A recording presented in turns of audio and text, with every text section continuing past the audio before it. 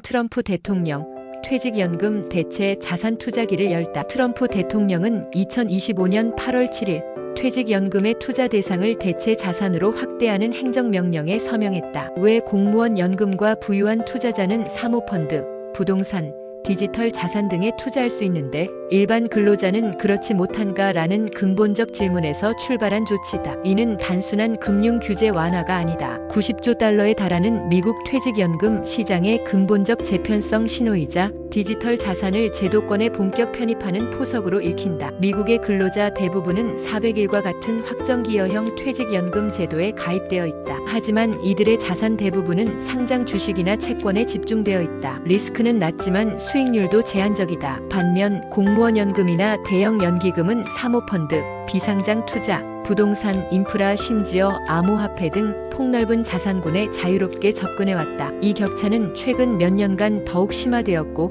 그 결과 일반 근로자의 은퇴 자산은 구조적으로 저수익에 머무를 수밖에 없는 상황이 된 것이다. 트럼프 대통령은 이 구조를 깨려 한다. 행정명령은 노동부 장관에게 180일 이내 다음을 명시적으로 요구한다. 퇴직소득보장법 수탁자의 자산운용 의무 재검토, 디지털 자산, 사모펀드, 인프라 투자 등 대체 자산에 대한 지침 명확화, 소송 억제를 위한 안전항구 조항 도입 검토. 이는 퇴직연금 시장의 규제의 문턱을 낮춰 투자 다각화의 길을 열라는 강력한 메시지다. 행정명령에서 특히 주목할 부분은 디지털 자산이 공식적으로 언급된 점이다. 대통령은 디지털 자산을 투자 포트폴리오로 편입하는 것이 장기 순수익률을 높일 수 있다고 판단하고 있다. 이는 비트코인 현물 ETF 승인에 이어 미국 행정부가 디지털 자산에 대해 보다 제도적 접근을 시도하고 있음을 보여주는 단서다. 이와 관련해 SEC 역시 공인 투자자 및 적격 구매자 기준을 재검토하도록 지시받았으며 이는 디지털 자산에 대한 일반 투자자의 접근 장벽 완화로 이어질 수 있다. 그러나 이 정책에는 중요한 전제가 있다. 바로 수탁자의 신중한 판단이다. 대통령은 퇴직연금 수탁자가 보다 높은 장기 수익률을 위해 대체 자산을 고려할 수 있어야 한다고 강조한다. 하지만 동시에